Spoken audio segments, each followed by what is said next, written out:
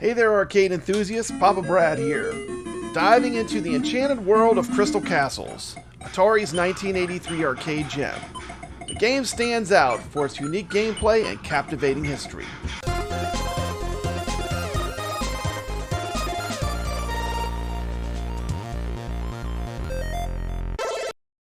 Crystal Castles was the brainchild of Franz Lanzinger, a mathematician turned game developer who joined Atari in 1982. Initially tasked with creating a game similar to Asteroids, Lanzinger's experimentation with 3D backgrounds led to the birth of Crystal Castles. This was his first game development project, and it became a classic in arcade history. The game features Bentley Bear, originally named Braveheart Bear. Concerns about the cultural sensitivity prompted Atari's marketing team to rename him, leading to the company-wide contest that resulted in the name Bentley Bear. The character navigates 16 unique mazes, collecting gems while evading a variety of enemies, including the wicked Berthilda the Witch. One of the game's standout features is its use of a trackball controller, inspired by Lanzinger's appreciation for games like Centipede and Millipede. This choice allowed him for precise and fluid movement, enhancing the gameplay experience. Despite suggestions to switch to a joystick, Lanzinger insisted on a trackball, believing that it was integral to the game's design. Crystal Castles was way ahead of its time, featuring warp zones that allowed skilled players to skip levels, a concept that predated similar mechanics in games like Super Mario Bros. Additionally, it was among the earliest arcade games to offer a definitive ending, providing players with a sense of accomplishment upon completion.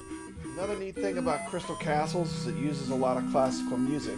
When you get that last gem, it plays the March from the Nutcracker by Tchaikovsky.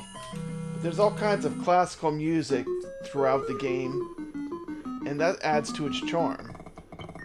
Another unique thing about Crystal Castles is its use of perspective. During the time that this was made, the designer was fascinated with the works of M.C. Escher. So the actual design of the levels is very much like the M.C. Escher artwork.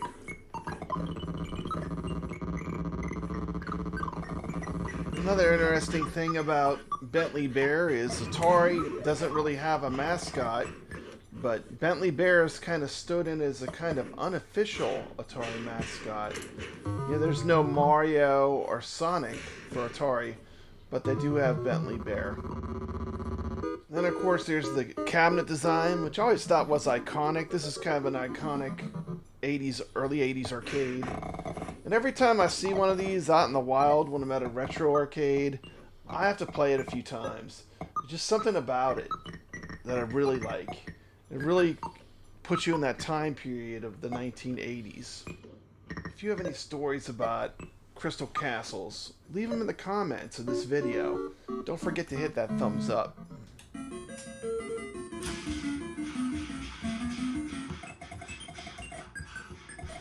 After its arcade release, Crystal Castles was ported to several home systems, including the Atari 2600. Let's check that out.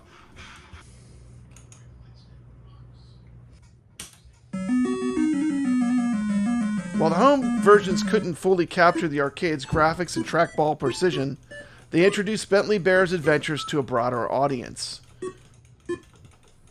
I would like to point out that Crystal Castles, the Atari arcade game, and the 2600 game are both on the Legends Ultimate CE-HD, which is the new Legends Ultimate available at the Sam's Club. I've been thoroughly enjoying this multicade.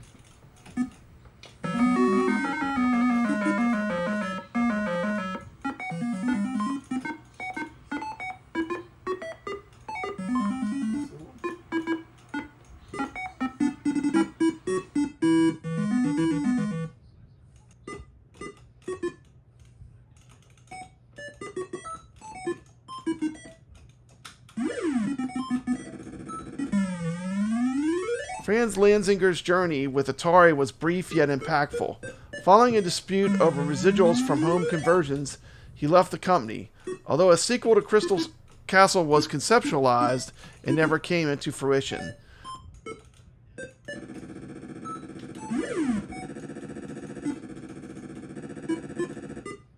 Lanziger later developed a similar game, Gubble, in 1997, carrying forward the legacy of innovative maze games.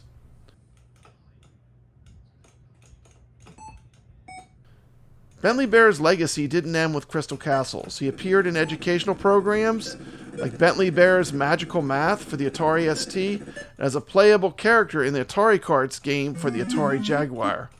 In 2024, Atari announced a sequel titled Bentley Bear's Crystal Quest for the updated 7800 Plus console, bringing this beloved character back into the spotlight.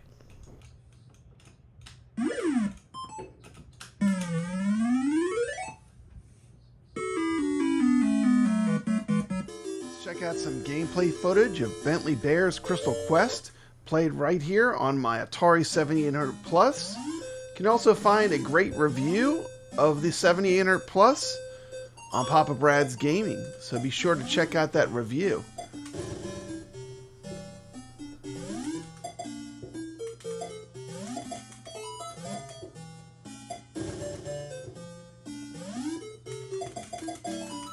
The Atari Mania game also had a very cool cameo of Bentley Bear. So the modern Atari is doing a lot with Bentley Bear, and I really like what today's Atari is doing, releasing these retro consoles and just bringing back classic Atari icons.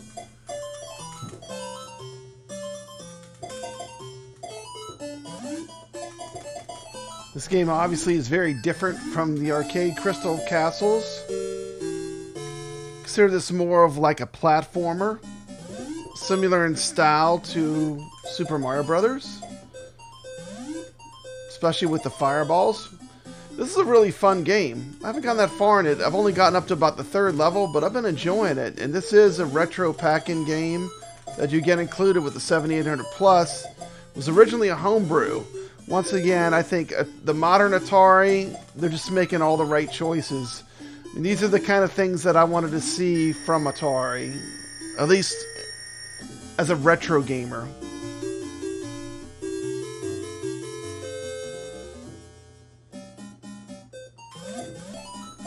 Crystal Castles remains a testament to creativity and innovation of the early 80s arcade games. Its unique design, engaging gameplay, and story behind its creation continue to captivate gamers and historians alike. Thanks for joining me on this journey through the history of Crystal Castles. If you have memories or a high score to share, drop them in the comments below. Don't forget to like, subscribe, and hit that notification bell for more arcade adventures. This has been Papa Brad reminding you to always stay legit.